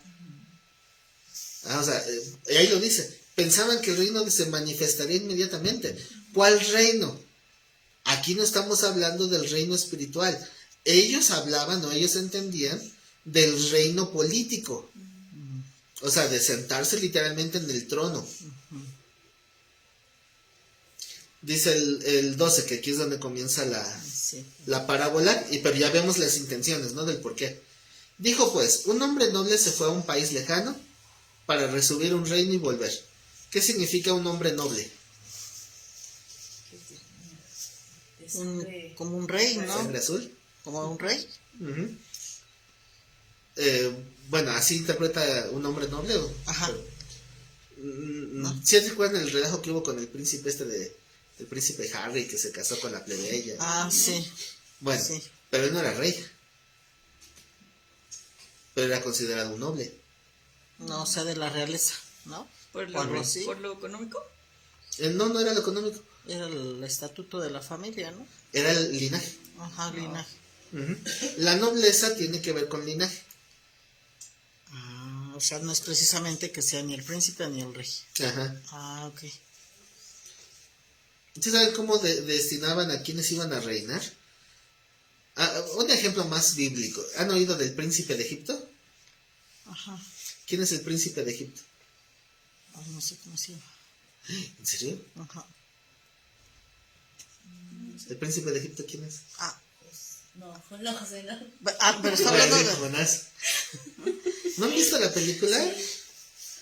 ¿No han oído hablar del príncipe de Egipto? ¿Quién es el príncipe de Egipto? ¿Pues Moisés? Sí. Pero es que yo pensé que en la actualidad... Perdón. No, si ya deme una patada por ya de menos, pastor. Sí, o sea, pensé que en ese momento estaba... Cállate, hermano. Puedes pensar en los comentarios también, Moisés. O sea, yo creía, hasta me acaban de mostrar mi realidad, pero yo creía que cualquier persona que en la calle que le dijera, oye, ¿quién es el príncipe de Egipto? Va a decir, Moisés. Bueno, yo pensaba, ¿no? Que era algo muy sabido. Pero ¿se acuerdan la película de los 10 mandamientos? Pero sí la le clásica? dije. Bueno, sí. Le toca medio pues Sí corona. le dije. La película clásica de los 10 mandamientos, la que se hizo famosísima, está en la historia alterada. Y hacen pensar que Moisés iba a ser quien iba a gobernar Egipto. Y por eso peleaba con su hermano Ramsés. Entonces, porque el faraón amaba más a Moisés que a su propio hijo. Y le iba a dejar que él fuera el que heredara todo el reino. Bueno, temo decirles que eso jamás hubiera pasado. O sea, eso es totalmente ficción. El hecho de llamarse príncipe de Egipto es porque podría gobernar alguna provincia, pero jamás Egipto. Entonces, es más, algo más populacho. ¿Vieron Frozen? Sí. ¿No vio Frozen? Casi no veo películas, perdónenme. La primera película de Frozen trata de dos princesas, ¿no? La que tiene el poder ese de hielo y su hermanita, que es no tiene poderes, pero es bien buena onda. Pues esta muchachita resulta que se enamoró en un 2x3. Llegó un príncipe, le guiñó el ojito y ya se quería casar. Que es toda una crítica eso, híjole. Amor a primera vez. Porque es una burla a las películas de princesas de Disney que, ay, el príncipe azul, ay, vamos a casarnos y vivieron felices para siempre. No, en esa película sale el príncipe que enamora a la princesita esta Ana, pero así. Y nos vamos a casar y no sé qué porque se sintió olvidada esta princesa. Pero después, alerta de spoiler, resulta que este príncipe era el séptimo de hermano. Entonces, de aquí a que yo pueda reinar, yo no voy a reinar nada. Entonces, ¿qué hago? Pues me caso con la princesa, quito a la hermana mayor y me quedo como rey de aquí. Resultó que el príncipe era el villano. Irónicamente, el villano se burla diciendo, ¿cómo crees que me voy a enamorar si te acabo de conocer? Este es tonto. Pero bueno, dice, es que es película de Disney, ¿verdad? Pero ahí fue más realista. Dice, ¿cómo crees que me voy a enamorar si te acabo de conocer hace 2 segundos? Y bueno, para no hacer la historia larga, el ejemplo es que cuando hay familias de la realeza, todos pueden aspirar a un cargo. Puede ser del país o puede ser de una provincia, puede ser de Jardines de Morelos, ¿no? ¿Quién va a querer? Pero... Vilchis. A ver si no me corta. Córtame el chavo. Córtalo. Censurado. ¿Se acuerdan que una vez les hablé de alguien que le ofreció un trato truculento? Bueno, Sí. ahí lo dejo. Así corto. Bueno. Solamente les daba argumentos para interpretar la parábola. ¿Cómo es que alguien de la nobleza podía ir a adquirir un reino? Se hacían acuerdos. De ahí el famoso trato de que se casaban por conveniencia con princesas. Ajá. Porque a veces la única manera de que alguien de la nobleza, pero que no era de primera línea para heredar, pudiera reinar era casándose con otra princesa. Para que pudiera después él heredar. O sea, si en el reino fulanito no hay varones, necesita casar a su hija con otro príncipe, alguien también de la nobleza, para que pueda reinar. Pero eso eran acuerdos políticos, porque era tener con alguien que pudieran aliarse las dos naciones y fortalecerse. Y bueno, así eran los acuerdos políticos. En ese contexto va esta parábola. Es un hombre noble que fue a hacer ese acuerdo, ¿verdad? A pagar el precio, porque había que pagar el precio por la novia, ¿verdad? El dote, ¿se acuerdan? Bueno, a eso es a lo que fue. Fue un noble a un país lejano. Fue un país. ¿Para qué? Para recibir un reino y luego volver. Recibir el reino era recibir el título, ¿verdad? Para poder reinar. Bueno, vamos a ir interpretando. ¿Quién es el noble? Jesús. Jesús. ¿Cuál es el reino que iba a recibir? En la tierra, ¿no? esta tierra. Pero si se dan cuenta, dice que se fue para luego volver con el rey. Entonces, eso es importante, porque significa que en el contexto anterior, en el versículo 11, dice, pensaban que el reino se iba a manifestar inmediatamente. ¿Y qué es lo primero que dice? No, primero me tengo que ir para recibir el reino y luego volver. Lo primero que te está diciendo la parábola en el primer versículo es que el reino no es inmediato. Dice, y llamando a 10 siervos suyos, les dio 10 minas. Las minas son dinero. No vayan a pensar que las que explotan. Digo por si alguien tenía esa duda, ¿verdad? Entonces, ¿para qué les dio las minas? Para negociar, dice. Dice que cuando esta persona se fue, llamó a sus siervos, les dio 10 minas y les dijo, negociad entre tanto que vengo. Lo siguiente que vamos a interpretar es qué representan las minas, quiénes son los siervos y a qué se refiere con negociar.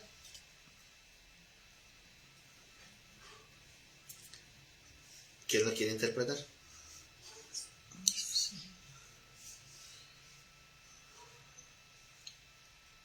Las minas son la palabra.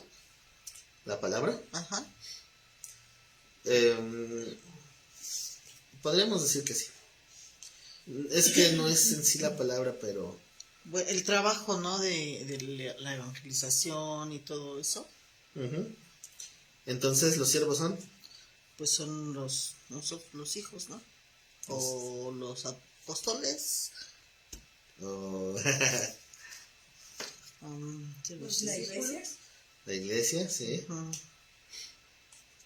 ¿Y qué se refiere con negociar? Pues que hagan su trabajo en lo que él se va, ¿no? En lo que él viene. Es que la palabra negociar tiene algo implícito. El negociar significa redituar. O sea, que haya una utilidad, que haya crecimiento. Como usted que es maestro y pastor, ¿no? Que hace crecer. No, yo no hago crecer nada. No, pero enseña y, o sea, como que multiplica, ¿no? Multiplica la mina, vamos. Bueno, depende, ¿no? de qué es de lo que estamos hablando que hay que multiplicar, ¿verdad? Pues la palabra, ¿no? O sea, la del evangelismo. Pues yo hablo, nadie me pela, pero yo hablo ya.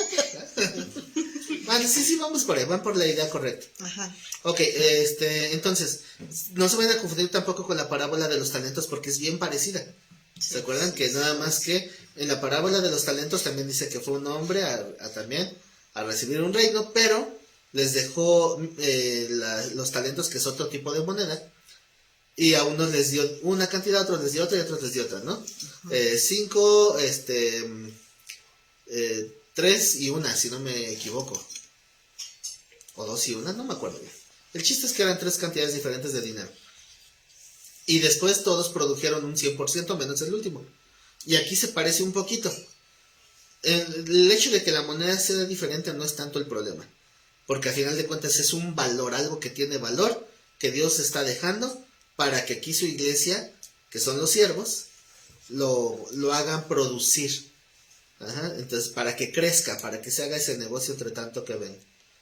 Ahorita les digo bien la interpretación, pero continuando dice, pero sus conciudadanos le aborrecían. ¿Quiénes eran los conciudadanos en esta parábola? Los fariseos. ¿Y cómo aplicaría a nosotros? En nuestro contexto de nosotros, ¿cuáles serían esos conciudadanos? De esta época, a los que tienen mala doctrina, ¿no? Puede ser. Prácticamente todos los que no tengan el evangelio. Todos los demás gentiles. Ah, ok. Pero obviamente aquí nos da un detalle muy explícito, le aborrecían. O sea que va a haber gente que no va a estar de acuerdo con la labor que hace la iglesia.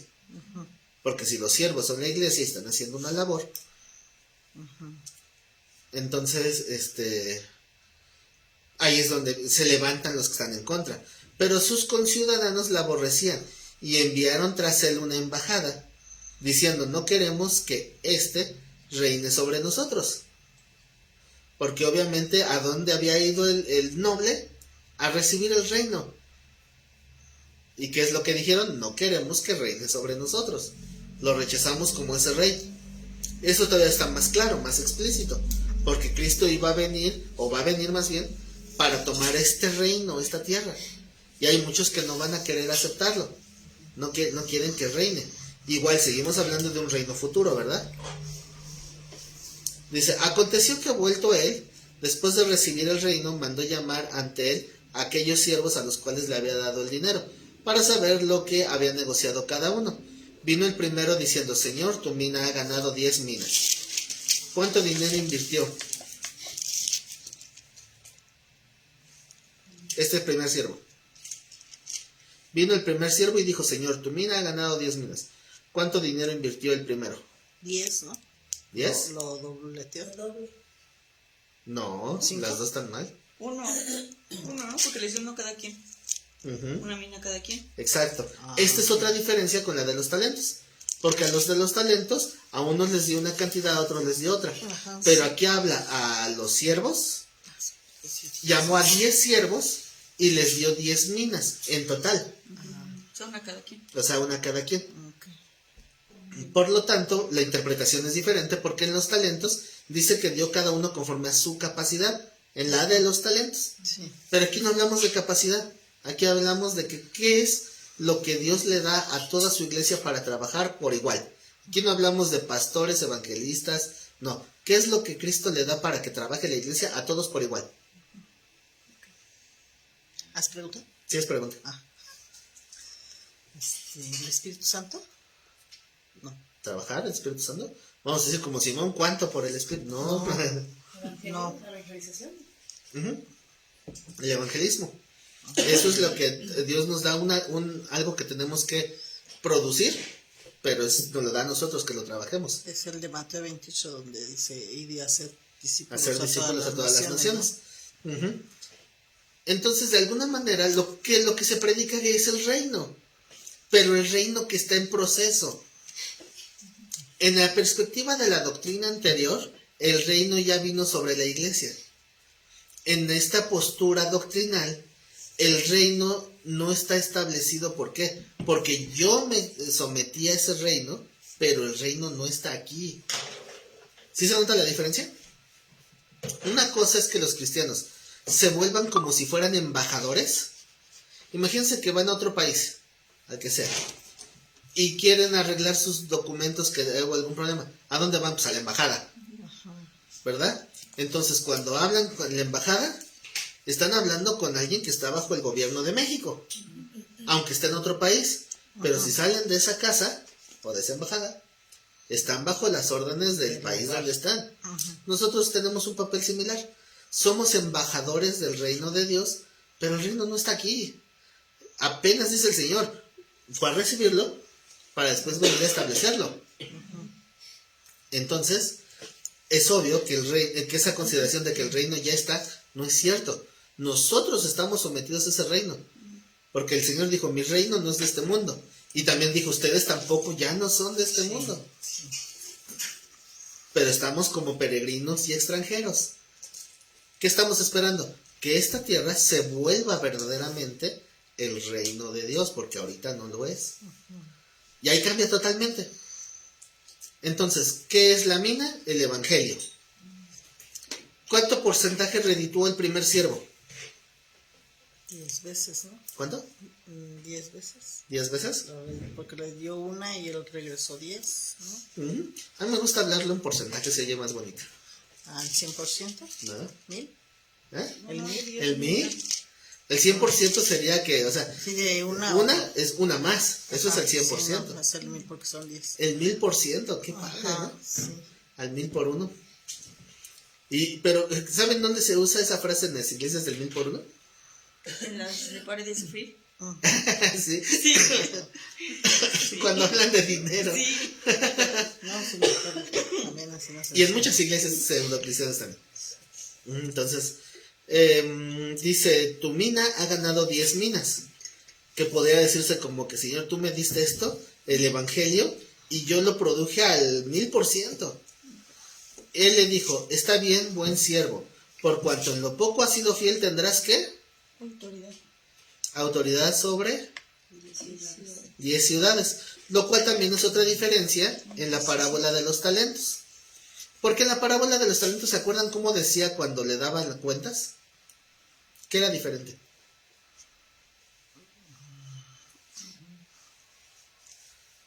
¿No la han leído últimamente? No me acuerdo. La parábola, después la leen, está en Mateo 24 o 25. Por ahí anda, no estoy bien seguro. En esa parábola de los talentos, les dice, se pasa buen siervo y fiel.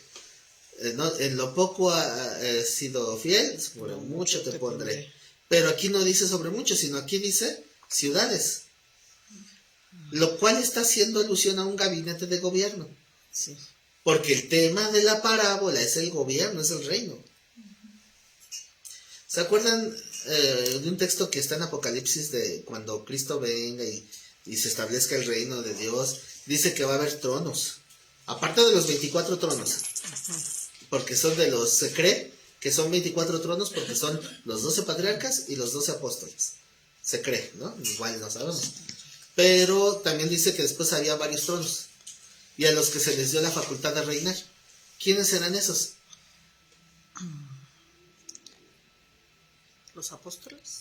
No, porque esos ya les tenían su lugar ahí, en los 24 tronos. Ah, ya. Ay, ¿cómo se llaman los que siguen de los apóstoles? ¿Los padres de la iglesia? ¿Los padres de la iglesia? O sea, van así conforme... ¿En escalerita? Ajá. Híjole, nacimos 2000 años después, ya no nos va a tocar nada. Entonces los que son fieles al trabajo que... Lo que estamos leyendo. Los que hayan producido el fruto. Sí. Por eso ahí dice sobre Es como si nos puede tocar. Sí nos puede tocar. Ok. Sí, si le echamos ganas, claro. Trabajamos. Si trabajamos y a ver cuánto producimos, ¿verdad? No nos va a pasar como Noé, 120 años predicando y ni uno se convirtió. Ajá. O sea, el trabajo es la predicación, entonces, ¿a eso se refiere? El hacer discípulos. Ah, ya. Bueno, también hay que aclarar que no significa que porque ya 20,000 gentes han dicho que sí creen por mi predicación, eso no garantiza nada, ¿verdad? Porque a lo mejor a todos los llevamos al infierno por predicar mal, ¿verdad? O sea, no, o sea, Dios es el que va a juzgar la labor. Ujú. Entonces dice en el 17, sí va ahí, ¿verdad? Sí. Dice, está bien, buen siervo, por cuanto en lo poco has sido fiel, tendrás autoridad sobre 10 ciudades. Vino otro diciendo, Señor, tu mina ha producido 5 minas. ¿Cuánto produjo? La mitad. Ah, la mitad que la anterior, pero sigue siendo mucho. Sí. ¿En porcentaje cuánto produjo? El 50%. 50%. No, El 500. 500%. Ah, sí, cierto. 500%. También a este dijo, tú también sé sobre 5 ciudades. Entonces, ¿qué quiere decir? Que la autoridad que el Señor dé en ese momento va a depender totalmente de cómo ya hemos trabajado aquí. Vino otro diciendo, Señor, aquí está tu mina, la cual he tenido guardada en un pañuelo, porque tuve miedo de ti, por cuanto eres hombre severo, que tomas lo que no pusiste y ciegas lo que no sembraste. Que esto a mí se me hace bien agresivo. Sí, bastantísimo. Para hablarle así al Señor, pero lo hablaba con cierto, o sea, lo hablaba con temor y con cierto respeto, porque decía, o sea, parafraseando un poquito, lo que quiso decir este siervo es que yo sé que soy remenso y qué tal si pierdo tu dinero. Señor, tuve miedo de perder lo tuyo, porque tú tomas lo que es tuyo, ¿no? Entonces tú estás acostumbrado a recibir, no a aceptar pérdidas. Por lo tanto, tuve miedo. Es como decir, mira, Señor, no gané, pero no perdí. Entonces, para no arriesgarle, aquí está. Ahora sí, cuando llega el mensajito ahí. Que voy a bajar. Según yo le bajé. Entonces, por eso es esa expresión, ¿no? Pero, digo, así como está la traducción, se oye muy agresivo. Porque si yo sé que eres hombre severo, que tomas lo que no pusiste y ciegas lo que no sembraste. O sea, como diciendo, tú ni lo trabajaste y si quieres, ¿no? Pero era más que nada por ese temor de perder. Dice, entonces él le dijo, mal siervo. Ahora, fíjense que aquí, que eso también, aquí sí va de acuerdo también con la otra parábola de los talentos. Pero fíjense la expresión. No está aseverando el Señor, no está diciendo que las expresiones de este siervo sean verdaderas. Porque le dijo, hombre severo que tomas lo que no pusiste y ciegas lo que no sembraste. No le está dando la razón. Le está diciendo, por tu propia boca te juzgo. O sea, por tus propias palabras. Sabías que yo era hombre severo, pero antes ya dijo. No está dándole la razón. Le está diciendo, te voy a juzgar con tus propias palabras.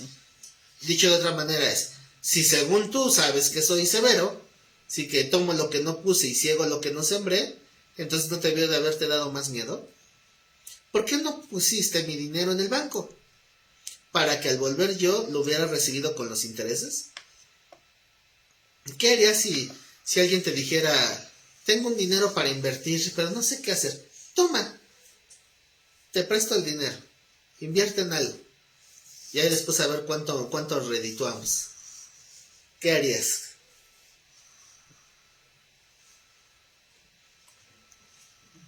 Pues yo digo que depende de la persona, ¿no? También. ¿La persona que te presta el dinero? Ujú. O sea, ¿la confianza que le tengas o a qué te refieres? Pues que Imagínate sí, que- sí hay la posibilidad de hacer un trato. No, pues alguien así que es tu amigo, que te estima mucho, y te dice, no sé qué hacer con mi dinero, ahí está en el banco. Toma, haz algún negocio, que me des alguna utilidad, pero tú haz el negocio. Pues sí, sí, trabajarlo, ¿no? ¿Qué harían con ese dinero? Híjole. Dice, bueno, pues primero me voy al súper. Luego me voy al cine. No, pues, Y luego si me sobra, pues ya veo que trabajo. No, pues va a decir, o sea, va a haber un temor de decir, no, está esperando su dinero. Tengo que hacerlo redituar, tengo que ver de qué manera va a producir. Lo dobleteó. Que haya utilidad para él, porque su dinero para eso lo quiere. ¿Han visto Shark Tank? ¿No? ¿qué es eso? Es un reality show, pero de negocios. No. Donde va gente con proyectos de negocio y están los llamados sharks, los tiburones, que son empresarios que invierten dinero. Si los convences de tu negocio, te invierten dinero y tú les dices qué porcentaje les vas a dar de utilidad. Ahí está un emprendedor.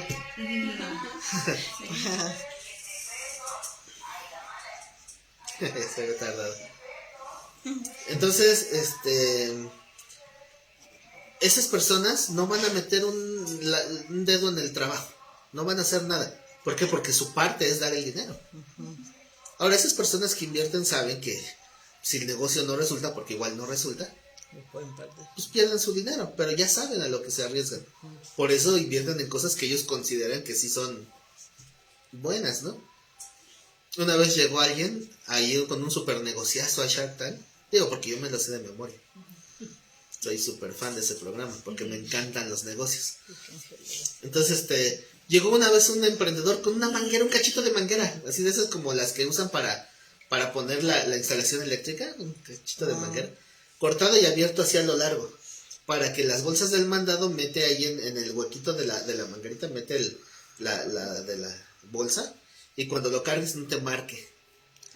Hay muchos productos parecidos, ¿no?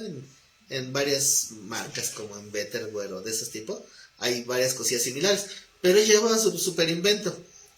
Y decían, no, que el nuevo producto innovador y que no sé qué, y decían los inversionistas, ¿sabes qué? Tú da pláticas motivacionales, vendes bien bonito, pero la realidad es que me estás vendiendo un cachito de manguera. ¿Cómo crees? No, obviamente nadie le invirtió, pero cuando llega alguien con un negocio que dicen, esto sí puede producir, esto sí conviene, invierten el dinero. Pero el punto es que debe de haber un temor de que ese dinero no se pierda, porque no solamente es la responsabilidad, sino también la confianza que se depositó en ti. Sí.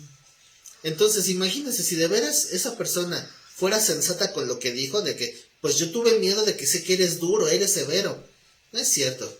Si de veras pensaras así, no te hubieras quedado así, o sea, te hubieras esmerado para poder redituar. Ahora, ¿qué haces si esa persona que te da el dinero te deja el dinero y tú no sabes ni en qué invertir? ¿Qué opción tienes? Dices, no tengo ni idea. ¿Lo guardo en un pañuelo como hizo este? Bueno, el mismo señor en la parábola da una alternativa. Si tú eres tan inepto que no sabes qué hacer con el dinero, dáselo a alguien que sí sepa. Mételo a inversión en el banco para que algo reditúe. ¿Y por qué? Porque si tú sabías, tenías ese temor de que voy a esperar más, pues por lo menos deja que ellos lo trabajen y que ellos ganen y me regresas mis utilidades. ¿Verdad? Entonces, ¿cómo aplica esto en lo espiritual? Y lo que voy a decir, me lo han dicho varios en la iglesia, así que si yo aviento la piedra y alguien le cae, yo no sé. Yo he conocido varios que han llegado a la iglesia con testimonio de evangelista. Gente que me ha dicho, es que yo he ido a evangelizar aquí y allá, yo he hablado a tantas personas. Pero después le digo, ¿y ahora cuántos has evangelizado? A nadie. Es que tuve miedo. ¿Por qué? Porque antes predicaba con toda seguridad y eran mentiras. Pero ahora que ya sé que no sé, me da miedo predicar. Eso lo he escuchado de muchos aquí, ¿eh? Bueno, no aquí. O sea, me refiero en la iglesia de Kenneth. Nos fuimos al otro extremo, ¿no? Sí, y de trabajar mal, pasaron a no trabajar. Sí. Y dicen, no, es que ya no hablo porque tengo miedo. Lo mismo dijo él, no quiero invertir porque a lo mejor la riego. Y a lo mejor pierdo. Los fariseos no les dio miedo, ellos perdieron a un montón así como si... y sin miedo, ¿eh? Entonces, es que dicen, es que para no regarla, no, es que no hablen de lo que no saben. Hablen de lo que sí saben. Y si me dicen que no saben, me mato. O sea, ¿cómo es posible? Pues si mi vida está en enseñarles, como para que me digan, no sé. O sea, de que saben, saben. Yo sé que saben. Todos los que están aquí, yo sé que saben. Unos más, otros menos, pero todos saben. O sea, ya aquí, no, aquí en esta habitación, y los que están ahí conectados, no son ningunos ignorantes. Porque han sido instruidos. Más bien somos inseguros, ¿no? Son inseguros. Sí. Pero ya tienen que agarrar esa seguridad. ¿Ah? Porque el día que el Señor les llame, ¿no?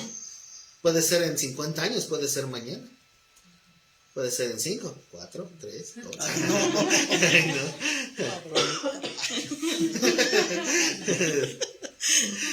Se quedó viendo como que esa broma vaya a hacerse. No, obviamente esperamos que Dios nos preste tiempo, pero la verdad es que nadie sabemos cuánto tiempo nos queda. Y Dios nos va a pedir cuentas. Entonces, ¿qué va a pasar? Que el Señor tuve miedo. Porque esa es la labor que nos toca ahorita del reino. O sea, en la postura que vimos anterior a esta, el punto sigue siendo el mismo. De que hay que predicar, sí hay que predicar.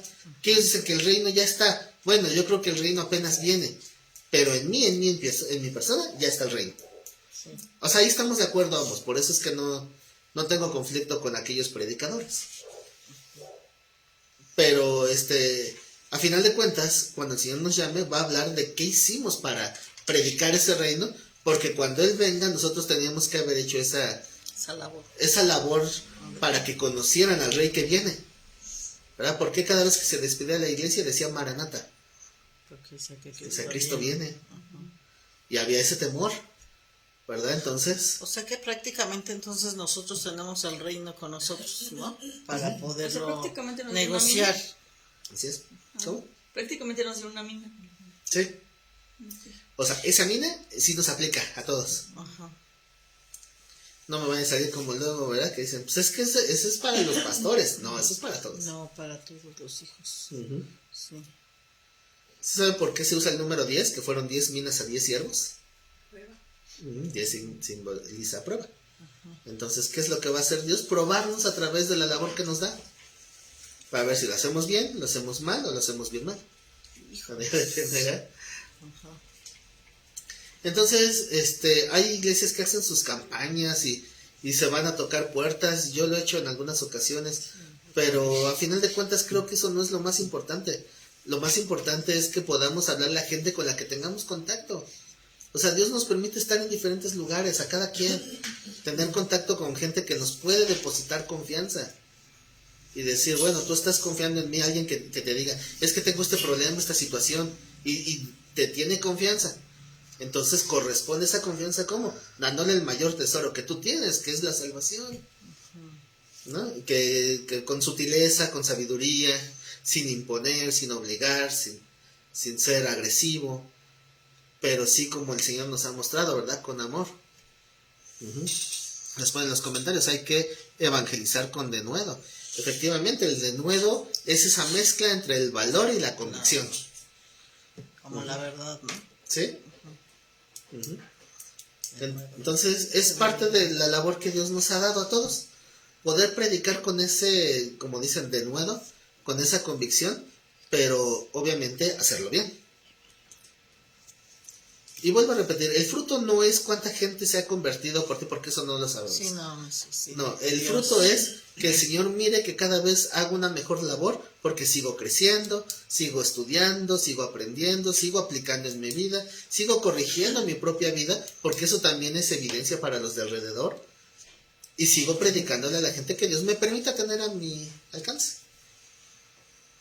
Entonces dice, regresando al texto, dice en el 23, ¿por qué pues no pusiste mi dinero en el banco para que al volver yo lo hubiera recibido con los intereses? Y dijo a los que estaban presentes, quitadle la mina y dadle al que tiene las 10 minas. Y ellos le dijeron, Señor, ya tiene 10. Pues yo les digo que a todo el que tiene se le dará más, mas el que tiene, aún lo que tiene le será quitado. ¿Qué es lo que le fue quitado en este caso? Pues la palabra, ¿no? La mina. Pero la palabra, La bendición. No. porque recuerden que no es propiamente la palabra, No, es el mensaje de salvación, ¿no? es el evangelizar. Ajá, es el mensaje de Lo voy a salvación. poner en palabras simples, voy a decir al Señor, ¿sabes qué? Déjalo así, mejor cállate. Me voy a poner a alguien que sí haga bien las cosas. Y yo creo que no hay nada más humillante para un cristiano que el Señor lo destituya y que diga, ¿sabes qué? No sirves. Mejor que vaya alguien más. No, si el Señor nos está dando la oportunidad de ser nosotros ese instrumento, pues glorificar a Dios con eso, con esa oportunidad. Y no que el Señor nos vaya a destituir. Ese era un miedo que tenía Pablo, ¿se acuerdan? Que decía, yo golpeo mi cuerpo, no literalmente, sino significaba que se disciplinaba, decía Pablo, golpeo mi cuerpo, ¿para qué? No vaya a ser que siendo yo un heraldo es alguien que proclama el evangelio, Lo vayan a quitar. vaya a ser yo eliminado. ¿Y eliminado de qué? Pues de esa encomienda. Es como ponerlo hasta la última fila, ¿no? Sí. Y ya para ir terminando, me acuerdo que una vez leí unos comentarios comentaristas bíblicos que decían que muy posiblemente Pablo tenía un ligero trauma generacional. Porque, ¿saben de qué linaje venía Pablo? De Saúl. Del rey Saúl. Saúl. Era su tataranieto del rey Esa Saúl, no me la sabía. ¿no? Pablo viene de linaje de Saúl. Sí, de la misma tribu de Benjamín. No, de Saúl, ¿no? ¿Del rey Saúl? Del rey Saúl. Ah. ¿O de quién pensaba?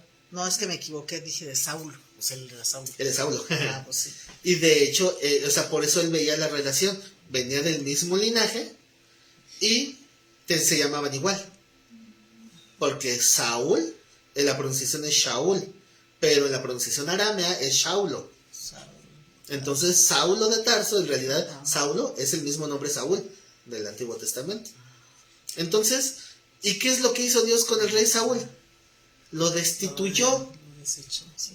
Cuando Dios le mandó al profeta Samuel a ver al rey Saúl, ¿se acuerdan esas palabras, no? Que dice, Dios te ha eliminado hoy del trono y se lo ha dado a un prójimo tuyo mejor que tú. Y dice, hoy Dios se arrepiente de haberte puesto por rey. Recuerden que arrepentirse no es error, sino arrepentirse es tomar una decisión diferente. Entonces, algunos por eso comentaristas pensaban que Pablo posiblemente tenía ese trauma de decir, tengo miedo de que me pase lo mismo que al abuelo Saúl. No vaya a ser que sea yo destituido igual que el rey Saúl. No quería repetir el molde, que es lo que muchas veces terminamos haciendo de los abuelos, ¿verdad? Repitiendo moldes. Entonces, y todo se refiere a esto, ¿verdad? A la encomienda que Dios nos da y terminamos haciéndolo mal. Dice entonces el texto.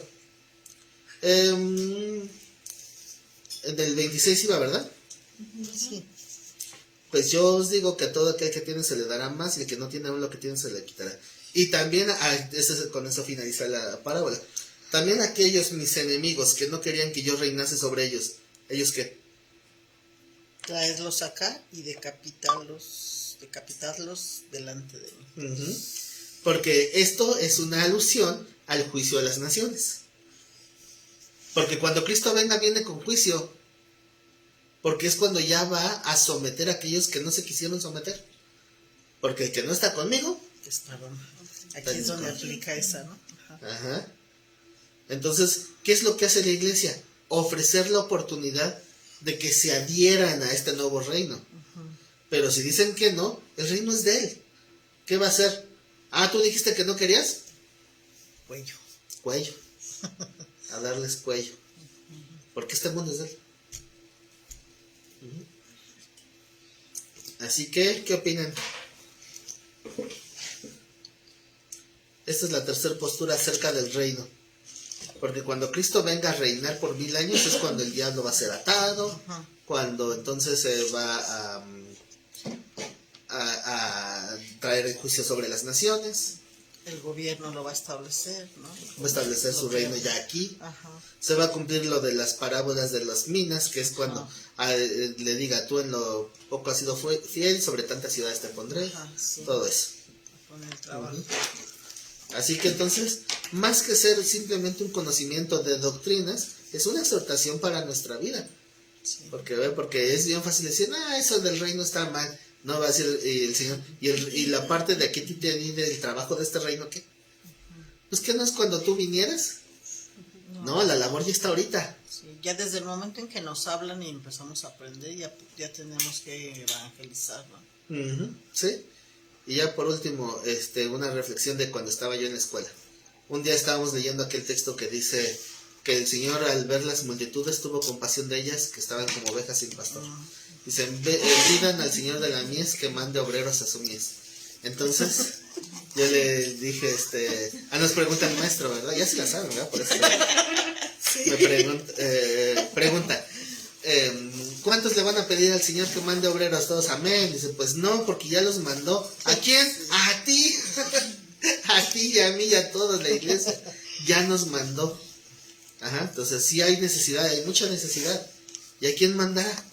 Tenemos que contestar como Isaías, ¿no? Heme aquí, envíame a mí. No, que heme aquí, envíalo a él. No, así no funciona. Así que bueno, ese es un llamado que Dios nos hace, ¿verdad? Y hay que reflexionar en él. Por lo tanto, les pido que terminemos esta reflexión en oración. Vamos a inclinar nuestro rostro. Amado Señor, queremos, mi Dios, estar a cuentas contigo. Sabemos, mi Dios, que tú has ido a recibir, el Señor Jesús ha ido a recibir este reino. Y cuando Él regrese a esta tierra, entonces vendrá a reinar. Vendrá a confrontar a aquellos que lo han negado de una manera rebelde, de una manera soberbia, y vendrá a ajustar cuentas. Pero nosotros ya fuimos encomendados para predicar ese reino que ya se acercó, que ya ha llegado pero no se ha culminado. El día que el Señor Jesús regrese a este reino, a esta tierra, será para traer una completa y verdadera paz y destituir a aquel falso príncipe de este mundo que ha usurpado el lugar. Y mientras tanto, nosotros, la iglesia, necesitamos cumplir, necesitamos seguir creciendo, tanto en el conocimiento de la palabra, porque es nuestra espada de esta lucha. Necesitamos crecer en comunión, que es nuestro respaldo y fortaleza, y necesitamos también crecer en el evangelismo, en las obras, en cumplir con el propósito que el Señor nos haya dado. Te pedimos, mi Dios, que tú nos des ese denuedo, que tú nos des esa fortaleza, como hace 2000 años tu iglesia oró, porque hay persecuciones, hay peligros, y la iglesia oraba por el denuedo. Hoy, mi Dios, repetimos esa oración. Danos la convicción, el valor y la fortaleza para estar firmes y no temer ante las persecuciones, no temer a que nos puedan malmirar o que podamos tener algún conflicto a causa de que alguien cuestione nuestra fe.